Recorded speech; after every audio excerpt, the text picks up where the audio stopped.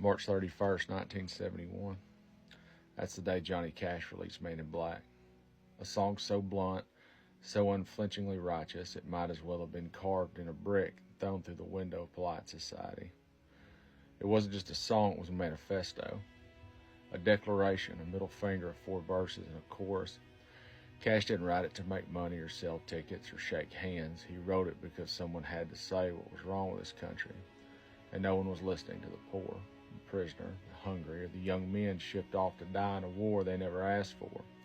So he said it, and he said it loudly, and he said it in black.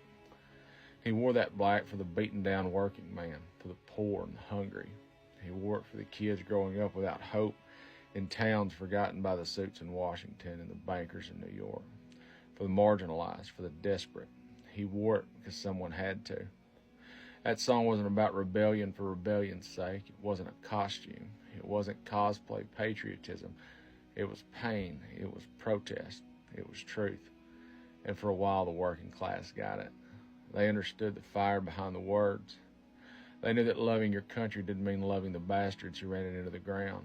They played Johnny on the jukebox, and they fucking meant it. And now the same working man rolls coal past a food bank with a "Don't Tread on Me" sticker and a cigarette in his mouth like he's winning. He waves a flag and thanks the billionaires for gutting his union. He calls public school teachers groomers and worships politicians who couldn't tell a Phillips head from a flathead. He's got 3 jobs and no health care, but by God, he's got freedom. Whatever the hell that means anyway. And it used to be that the working class didn't trust suits. They didn't trust clean fingernails and polished shoes. They knew damn well that if a man was smiling on TV, he was probably lying. And now they worship the con men. They fall in line. They scream "Real America" while cheering policies that cut taxes for yachts. It isn't pride, it's Stockholm Syndrome and work boots.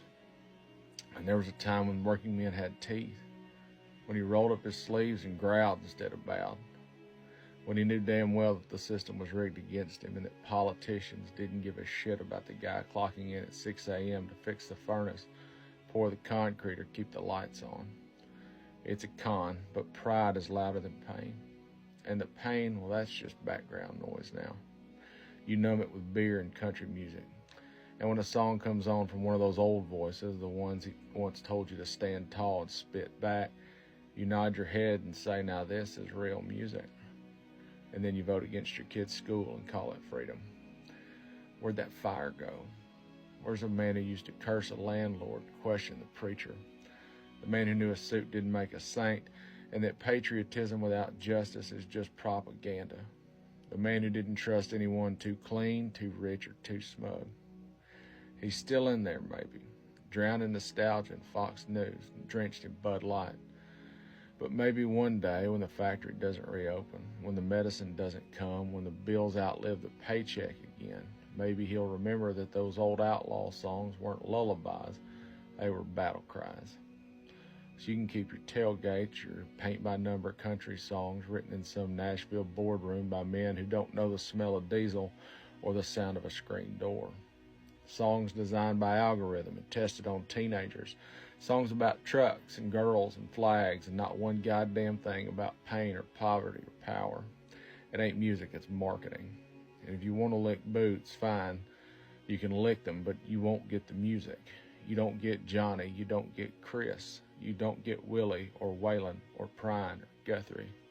That music was written by grown-ups for grown-ups. For people who've bled a little and seen through the lies. For people who still believe that art is meant to shake the rafters and punch up, not kiss the ring. So you can keep your stadium tours and your pandering anthems, but you leave the real music to the ones who still know the difference. And if you're siding with power, if you're voting against your neighbor, if you're cheering when the state puts its boots on the back of the same working man Johnny Cash used to sing for, you can stop pretending that you're part of the tradition. You're not the outlaw, you're the sheriff in town trying to shut down the bar. Turn off the music, it's not for you. Defiance till death.